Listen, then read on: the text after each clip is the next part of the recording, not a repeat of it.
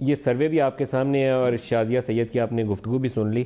Governance کے issues بھی ہیں, اکنامک پالیسیز کے ایشوز بھی ہیں جن کو ایڈریس کرنے کی شاید ہیڈ آن ضرورت ہی کیا نہیں جا سکا. شکریہ ندیم ملک صاحب. یہ جو ابھی شازیہ سید نے ساری تفصیل بتائی اکنامک ایشوز کی, اور آپ دیکھ رہے ہیں کہ اکنامک حالت پاکستان کی, میں سمجھتا ہوں کہ یہی سب سے بڑا آج کا ایشو ہے. اور کل کی خبر تھی ان ایڈیشن ٹو دس جو شازیہ سید نے بتایا کہ ایس این پی نے ہماری ریٹنگ اور بی پازیٹیو سے بی نیگیٹو کر دی ہے.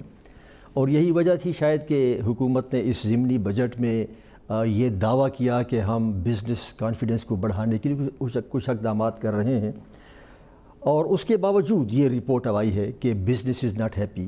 وجہ کیا ہے؟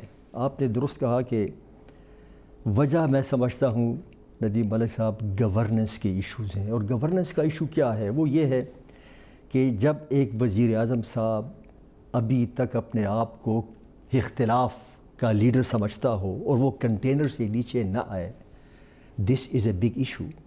جب وہ یہ سمجھتا ہو کہ جی جب آپ اعلان کرتے ہو پرائم منسٹر کہ یو ٹرن جو ہے لیڈر کی نشانی ہے, تو مجھے اس سے یعنی اس سے پرخاش نہیں ہے, بٹ میسج غلط جاتا ہے.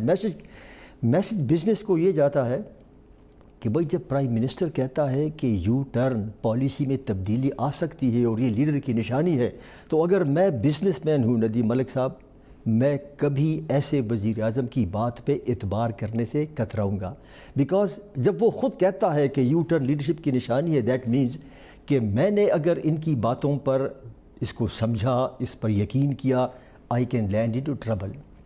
ان کو یہ فیصلہ کرنا چاہیے کہ پرائم منسٹر صاحب اس وقت آپ تمام ملک کے وزیر اعظم ہو, آپ کنٹینر پر نہیں ہو اور آپ وزیر اعظم ہاؤس میں ہو, therefore act according to that.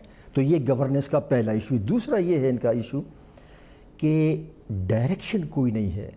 حقیقت یہ ہے ندیم صاحب کہ جب یہ حکومت پہلی بار آئی تو ہمارا پیپلز پارٹی کا خیال یہ تھا کہ انہوں نے یقیناً کوئی ہوم ورک کیا ہوگا, کوئی ڈھانچہ بنایا ہوگا اکانومی کا, کرپشن کو ختم کرنے کا, دوسرے سوشل انڈیکیٹرز کو ٹھیک کرنے کا.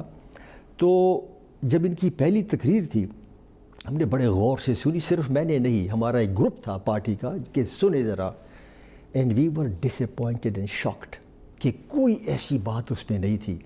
تو پارٹی نے اس وقت بھی خیال کیا کہ شاید اگلے 2-3 روز میں کچھ یہ ضرور اعلانات آئیں گے.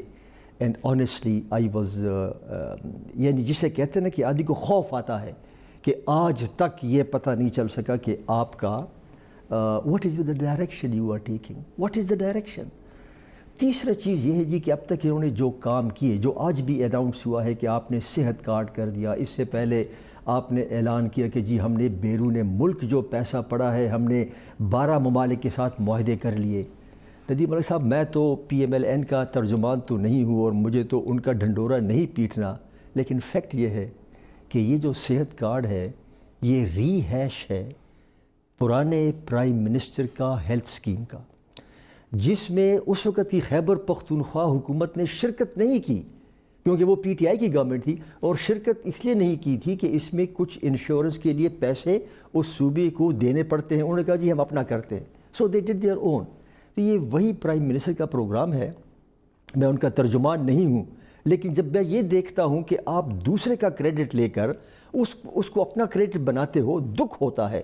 اسی طرح اس سے پہلے آپ نے وہ خبر سنی ہوگی جب انہوں نے کہا کہ ہم نے 12 ممالک کے ساتھ معاہدہ کر لیا کہ پیسے لائیں گے, ان کے ساتھ ایگریمنٹ ہو گیا ہے کہ وہ ٹیکسیشن کا یہ کریں گے. That was already also done by Ishaq Dar, OECD country کے ساتھ جو معاہدہ تھا جو ہوا تھا. میں یہ کہہ رہا ہوں جی کہ ہمارا ایشو اس وقت, اور یہ تمام سیاسی جماعتوں کو سوچنا چاہیے کہ دیکھیے یہ ایشو آف گورننس ہے, ہم ان کو سمجھانے کی کوشش کرتے ہیں. آپ آؤ پارلیمان میں تو آپ آتے نہیں ہو.